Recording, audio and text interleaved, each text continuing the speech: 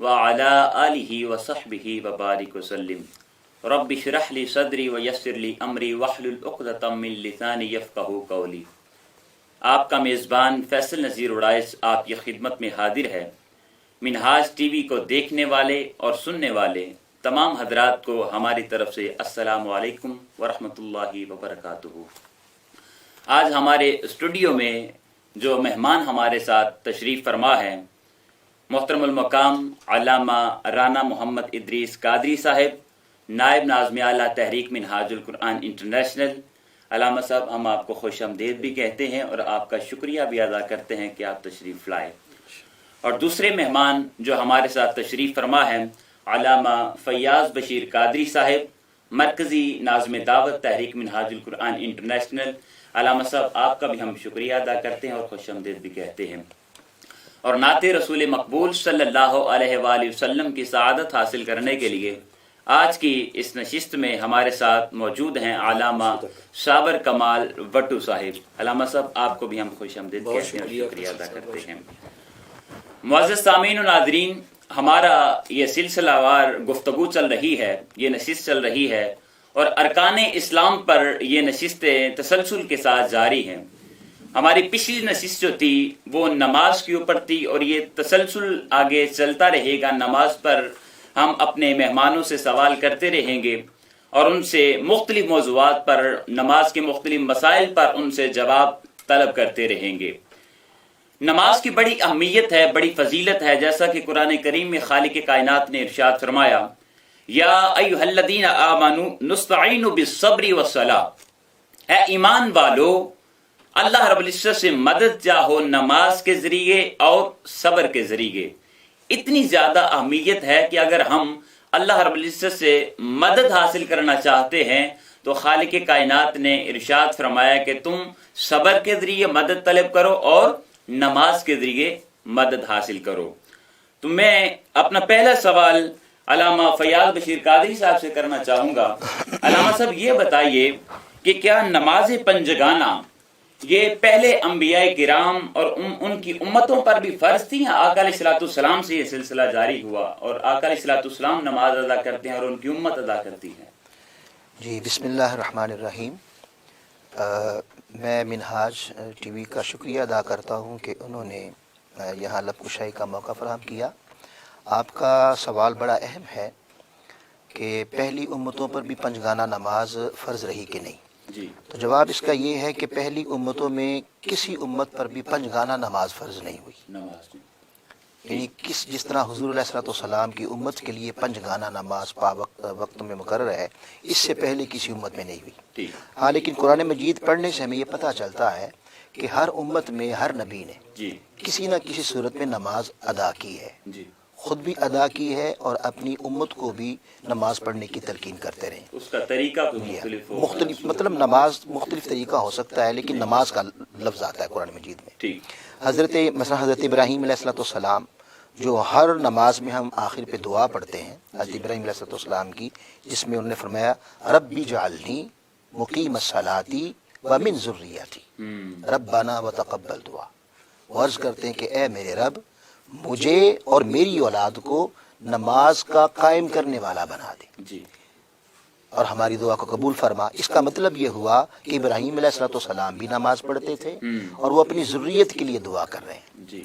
इसी तरह हज़रत इस्माईल अलैहिस्सलाम के मुतल्लिक़ कुरान में आता है कि वो अपनी औलाद को, अपने अहल को हुक्म देते थे, वकाना यअमुरु अहलहु बिस्सलाती व ज़काती वकाना इंदा रब्बिही मर्दिया, कि वो अपनी औलाद को, अपने अहलों को नमाज और ज़कात का हुक्म दिया करते थे जी।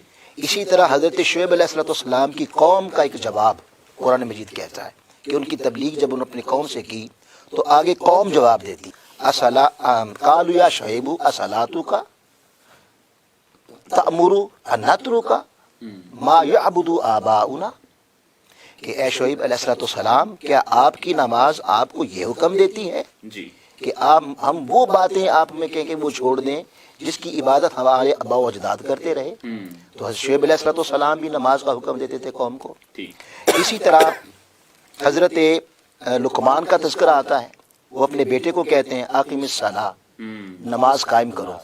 تو جب ہم قرآن پاک پڑھتے ہیں تو مختلف انبیاء اور ان کی امتوں کے یعنی نماز کا ہمیں تذکرہ ملتا ہے. تو اسی طرح آپ نے جو پنجگانہ نماز کا تذکرہ کیا تو یہ کسی نہ کسی نبی کی سنت بھی ہے. جو حضور علیہ الصلوۃ والسلام کی امت پر پنجگانہ نماز فرض کی گئی یہ انبیاء کی سنت سے آئی ہے. مثلا فجر کی نماز حدیث پاک میں آتا ہے یہ حضرت آدم علیہ الصلوۃ والسلام پڑھا کرتے تھے. اور ظہر کی نماز حضور علیہ السلام نے فرمایا یہ حضرت داؤد علیہ السلام پڑھا کرتے تھے. اسی طرح عصر کی نماز حضرت سلیمان علیہ السلام پڑھا کرتے تھے. اور اسی طرح جو آگے مغرب کی نماز ہے یہ حضرت یعقوب علیہ السلام پڑھا کرتے تھے. اور عشاء کی نماز حضرت سیدنا یونس علیہ السلام کی سنت ہے. مگر یہاں عشاء کی نماز کے لیے آقا علیہ السلام نے فرمایا کہ یہ اس امت کا خاصہ ہے. یعنی عشاء کی نماز صرف حضرت یونس علیہ السلام نے پڑھی اور کسی امت نے نہیں پڑھی بلکہ اور نبیوں نے بھی نہیں پڑھی. یہ آقا علیہ السلام نے پڑھی اور حضور علیہ السلام نے اپنی امت سے کہا کہ عشاء کی نماز تاخیر سے پڑھا کرو کہ اس وجہ سے تمہیں دیگر امتوں پر فضیلت دی گئی ہے. اور پہلی امتوں میں یہ کسی نے نماز نہیں ادا کی صرف تم نے نماز ادا کی ہے. تو پنج گانا نماز کسی نہ کسی نبی کی سنت بھی ہے. اور یہ پنج گانا نماز پچھلی امتوں پر نہیں تھی. یہ آقا علیہ السلام کو حضور علیہ السلام کا خاصہ ہے کہ اس امت کے لیے پنج گانا نماز فرض کی گئی. ماشاءاللہ. محترم رانا صاحب یہ بتائیے کیا انسان کے علاوہ جو دیگر مخلوقات ہیں کیا وہ بھی نماز ادا کرتی ہیں؟ بڑا اچھا سوال کیا ہے آپ نے. اور علامہ صاحب نے پہلی بات کی بڑی خوبصورت وضاحت کی ہے جیسے پتہ چلتا ہے کہ نماز ہر نبی کی شریعت میں کسی نہ کسی رنگ میں موجود رہی ہے. بالکل یہ نماز کی اہمیت پر بھی دلالت کرتا ہے اور نماز کی فضیلت پر بھی دلالت کرتا ہے. جی. اسی طرح جو آپ نے پوچھا ہے کہ کیا انسانوں کے علاوہ اللہ کی دیگر مخلوقات وہ بھی نماز ادا کرتی ہیں تو قرآن پاک کا اگر مطالعہ کریں تو قرآن پاک سے اس تصور کی بھی تائید ہوتی ہے کہ انسانوں کے علاوہ بھی دیگر مخلوقات وہ بھی اپنے اپنے رنگ میں. اب وہ خدا بہتر جانتا ہے کہ ان کی نماز کا رنگ کیا ہے مگر اس کنسیپٹ کی تائید ملتی ہے کہ وہ بھی نماز ادا کرتے تھے. ایک بات تو یہ یاد رکھیں کہ دیکھیں اللہ رب العزت کی ذات کے علاوہ کائنات کے اندر جو کچھ بھی ہے اس کی حیثیت اللہ کی بارگاہ میں سوائے عبد اور بندہ ہونے کی اور کچھ نہیں. یعنی ایک معبود ہے اور باقی ہر شے اللہ کی ذات کو چھوڑ کر اس کی حیثیت اللہ کی بارگاہ میں سوائے عبد اور بندہ ہونے کی اور کچھ نہیں. بالکل جیسا کہ سورہ مریم میں ارشاد فرمایا ان کل من فی السماوات والارض الا آتی الرحمن عبدا. فرمایا جو کچھ زمین و آسمان میں ہے جو کچھ پستیوں میں ہے اور جو کچھ بلندیوں میں ہے الا آتی الرحمن عبدا وہ نہیں ہے سوائے اس کے کہ اپنے مولا کے حضور عبد اور بندہ. تو جب ہر شے اس کی عبد کہلاتی ہے تو عبد ہونے کا تقاضا یہ ہے کہ وہ اپنے معبود کی عبادت کرے. اسی طرح قرآن پاک میں باری تعالیٰ نے باقاعدہ طور پر صلاۃ کا لفظ بھی استعمال کیا ہے. فرمایا کلن قد علم صلاتہ و تسبیحہ. فرمایا ہر شے نے اپنی اپنی نماز اور اپنی اپنی تسبیح کو پہچان لیا ہے. جس کا مطلب کہ کائنات کی کوئی شے ایسی نہیں ہے جو اللہ کی صلاۃ اس کی تسبیح اور اس کا ذکر اور اس کی نماز ادا نہیں کر رہی. صلاۃ کا لفظ استعمال کیا ہے. اب وہ نماز کیسی تھی وہ اللہ بہتر جانتا ہے یا اس کا رسول صلی اللہ علیہ وسلم بہتر جانتا ہے کہ ان کی نمازوں کا رنگ کیا ہے. مگر قرآن اس بات کی تائید کر رہا ہے کہ صرف انسان ہی نہیں بلکہ اللہ کی ہر مخلوق ہی اپنے اپنے رنگ میں جو اللہ نے ان کو عطا کر رکھا ہے جو ان کو سکھا رکھا ہے اس کے ذریعے اپنے مولا کی نماز ادا کرتی ہے. معزز سامعین و ناظرین اب نعت رسول مقبول صلی اللہ علیہ وآلہ وسلم کی سعادت حاصل کرنے کے لیے ہم گزارش کریں گے علامہ صابر کمال وٹو صاحب سے کہ آقا علیہ السلام کی بارگاہ میں گلہائے عقیدت پیش فرمائیں.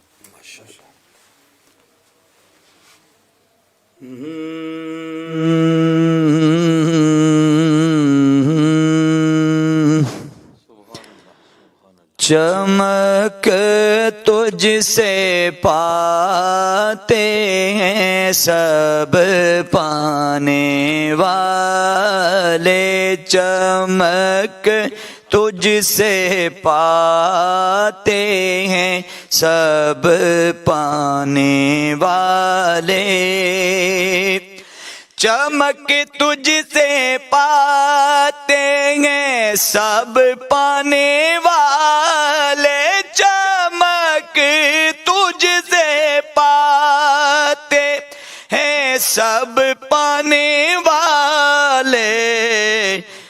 میرا دل بھی چمکا دے چمکانے والے، میرا دل بھی چمکا دے چمکانے والے، اور مدینے کے خطے خدا تجھ کو رکھے، مدینے کے خطے خدا تجھ کو رکھے، کیوں کہ غریبوں فقیروں کے ٹھہرانے والے، غریبوں فقیروں کے ٹھہرانے والے، اور تو زندہ ہے واللہ تو زندہ ہے واللہ تو زندہ ہے واللہ تو زندہ ہے واللہ تو زندہ ہے واللہ تو زندہ ہے واللہ، میری چشم عالم سے چھپ جانے والے، میری چشم عالم سے چھپ جانے والے، میرے چشم عالم سے چھپ جانے والے، اور حرم کی زمین اور قدم رکھ کے چلنا، حرم کی زمین اور قدم رکھ کے چلنا، ارے سر کا موقع ہے او جانے والے، میرا دل بھی چمکا دے چمکانے والے، اب آئی شفاعت کی ساتھ، اب آئی اب آئی شفاعت کی ساتھ، اب آئی ذرا چین لے میرے گھبرانے والے، میرا دل بھی چمکا دے چمکانے والے، چمک تجھ سے پاتے ہیں سب پانے والے۔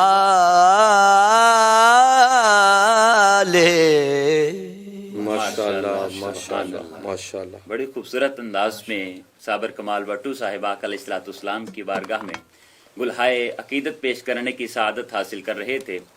علامہ صاحب یہ بتائیں، لفظ صلاۃ جو ہے نماز، اس کا معنی کیا ہے؟ جی ماشاءاللہ، اچھا سوال ہے آپ کا۔ عربی زبان میں ایک لفظ کے کئی معنی ملتے ہیں، جیسے دیگر زبانیں ہوں تو آپ اس کو دیکھیں تو آپ کو مترادفات ایک کوئی دو ملیں گے، تین ملیں گے، چار ملیں گے، اس پر زبان ختم ہو جاتی ہے۔ لیکن عربی زبان ایسی ہے کہ اس میں ایک لفظ کے لیے آپ کو 10 ہزار بھی مترادفات ملتے ہیں۔ تو یہ جو لفظ صلاۃ ہے یہ اسم ہے اور فعل صلی کا مصدر ہے۔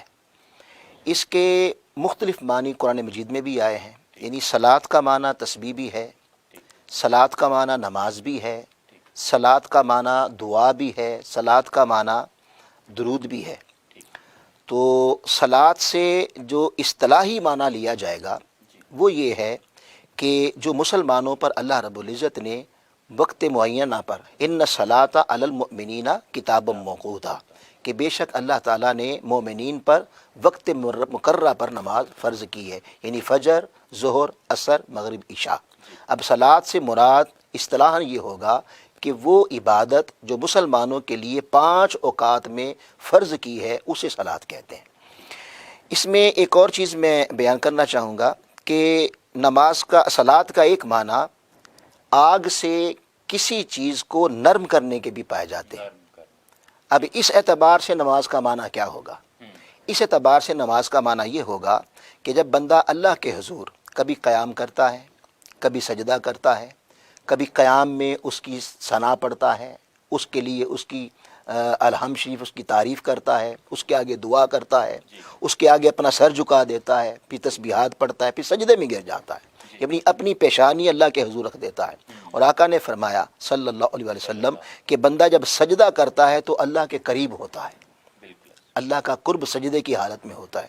تو اس کا مطلب یہ ہوا کہ جب بندہ اللہ کا قرب پاتا ہے تو اللہ کی محبت اور عبادت کی تپش سے وہ جو نفس اس کا ٹیڑھا ہو چکا ہے، دنیا کی حرص، دنیا کی لالچ، دنیا کی طمع اور اللہ کی نافرمانی، جب بندہ نماز پڑھتا ہے تو نماز کی حدت، عبادت کی حدت، اللہ کی محبت کی حدت اس کے نفس کو سیدھا رکھتی ہے اور وہ اللہ کی بندگی پر دنیا میں قائم رہتا ہے، وہ جو خشوع خضوع اختیار کرتا ہے، اس سے اللہ کی بندگی میں قائم رہتا ہے۔ سبحان اللہ، سبحان اللہ۔ محترم رانا صاحب یہ بتائیے کہ نماز جو ہے وہ ہر مخلوق ادا کرتی ہے، انسان بھی ادا کرتے ہیں، جنات بھی ہیں، ہر مخلوق اپنے اپنے انداز میں اللہ کی تسبیح کر رہی ہے، نماز ادا کر رہی ہے۔ تو یہ جو انسان نماز ادا کرتا ہے تو انسان کی نماز کیا ہے؟ دیکھیے، نماز دین کا بڑا اہم ترین رکن ہے اور توحید اور رسالت کی گواہی کے بعد پہلا رکن ہے جی، اور یہ بات ذہن نشین رہنی چاہیے کہ اسلام کیا ہے۔ اسلام از اول تا آخر جی، تاجدار کائنات صلی اللہ علیہ وسلم کی سیرت اور سنت کا نام ہے۔ ٹھیک، جو کچھ تاجدار کائنات صلی اللہ علیہ وسلم نے فرمایا، ماشاءاللہ، جو کچھ آپ نے کر کے دکھایا اور جو کچھ آپ کے سامنے کیا گیا جس سے آپ نے منع نہیں فرمایا، وہ سارا ہمارا دین بن گیا۔ ماشاءاللہ، اب جب نماز کی بات بھی ہوگی، علامہ صاحب نے نماز اور صلاۃ کے معنی پر بڑی خوبصورت گفتگو کی ہے۔ جی، میں یہ بتانا چاہ رہا ہوں کہ جب ہم اپنے انسانوں کی نماز اس کا مفہوم متعین کریں گے تو یہ بھی تاجدار کائنات صلی اللہ علیہ وسلم کی سیرت طیبہ سے لینا پڑے گا۔ ماشاءاللہ، جب نماز کا حکم آیا کہ نماز قائم کرو، اب لفظ صلاۃ لغت میں تو اس کے 56 معنی بیان ہوئے۔ بالکل، اب ہر کوئی اگر لغت کو سامنے رکھ کے اپنی مرضی کے مطابق اس کا معنی نکالنا لگے تو وہ تو ایک دین تماشا بن جائے۔ بالکل، تو صحابہ کرام نے سنا اور وہ بھاگتے ہوئے آقا صلی اللہ علیہ وسلم کی بارگاہ اقدس میں آ گئے جی، اور عرض کی آقا ہم نماز کیسے قائم کریں؟ تو میرے آقا صلی اللہ علیہ وسلم نے فرمایا سلو کما رأیتمونی اصلی، فرمایا میرے غلاموں تم نماز اس طرح ادا کرو جس طرح تم مجھے نماز پڑھتے ہوئے دیکھتے ہو۔ کیا بات، تو گویا اگر میں یہ جملہ کہوں تو بیجا نہیں ہوگا کہ نماز عبادت خدا کی ہے جی، مگر ادائیں مصطفیٰ کی ہے۔ واہ واہ واہ، بس جیسے جیسے کملی والے کیا بات آقا ہے، صلی اللہ کیا علیہ بات، وسلم نے کیا ماشاءاللہ، ویسے ویسے کرنا اور اسی طرح نماز کو ادا کرنا، یہ ہماری نماز بنتی ہے۔ حضور کی اداؤں کا نام جو ہے نماز، وہ نماز ہے۔ ماشاءاللہ، تو آقا صلی اللہ علیہ وسلم نے فرمایا اللہ نے 5 وقت کی نماز فرض کی ہے، تو اس پر ہم نے آمین کہا کہ آقا ٹھیک۔ اس میں 5 نمازوں میں پھر فجر کی نماز آ گئی، جی، پھر اس کی تفصیلات میرے آقا نے اپنی سنت سے ادا کر دی کہ فجر کی نماز کی 4 رکعتیں ہوں گی جس میں 2 سنتیں ہوں گی، 2 فرض ہوں گی۔ ظہر کی نماز کا بتا دیا، اس کا ٹائم یہ ہوگا اور اس کی 12 رکعتیں ہوں گی، 4 سنت، 4 فرض، 2 سنت، 2 نفل۔ بالکل، اسی طرح عصر کی نماز ہے، اس کی 8 رکعتیں ادا کی جائیں گی، 4 سنت اور 4 فرض۔ پھر مغرب کی نماز کی 7 رکعتیں ہوں گی جس میں 3 فرض ہیں، 2 سنت ہیں، 2 نفل ہیں۔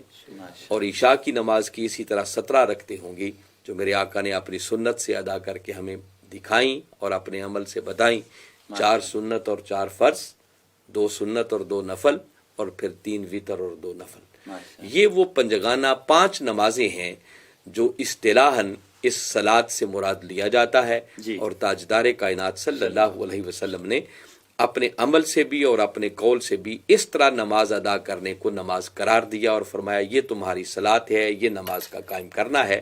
پھر آگے اس کے تقاضے ہیں جن پر ان ڈیٹیل انشاءاللہ اگلی نشستوں میں ہم بات کریں گے، مگر آقا نے ڈائریکٹ فرما دیا کہ بس تم نماز اس طرح ادا کرو جس طرح تم مجھے نماز ادا کرتے ہوئے دیکھتے ہو۔ تو نماز در حقیقت کملی والے آقا صلی اللہ علیہ وسلم کی اداؤں کا نام ہے۔ ماشاءاللہ، وہ جو کسی نے کہا تھا نا کہ مجھے کیا خبر تھی رکوع کی، مجھے ہوش کب تھی سجود کی، آقا تیرے نقش پا کی تلاش تھی جو میں جھک رہا تھا نماز میں۔ تو نماز در حقیقت کملی والے آقا صلی اللہ علیہ وسلم کی اداؤں کا نام ہے۔ ماشاءاللہ۔ معزز سامعین و ناظرین، آج کی اس نشست میں آپ نے نماز کے مختلف مسائل پر گفتگو سنی. ہمارے مہمانوں نے بڑے ہی تفصیل سے اور خوبصورت انداز میں نماز کے مسائل کو آپ کے سامنے بیان کیا. میں بار دیگر اپنے مہمانوں کا شکر گزار ہوں. محترم علامہ رانا محمد ادریس قادری صاحب کا شکر گزار ہوں. محترم فیاض بشیر قادری صاحب آپ کا شکر گزار ہوں. علامہ صابر کمال بٹو صاحب آپ کا شکر گزار ہوں کہ آپ اپنے قیمتی لمحات میں سے کچھ لمحے ہمارے پروگرام کے لیے انہوں نے نکالے اور ہمارے اسٹوڈیو میں تشریف لائے. اگلے پروگرام تک اپنے میزبان کو اجازت دیجیے. السلام علیکم ورحمۃ اللہ وبرکاتہ.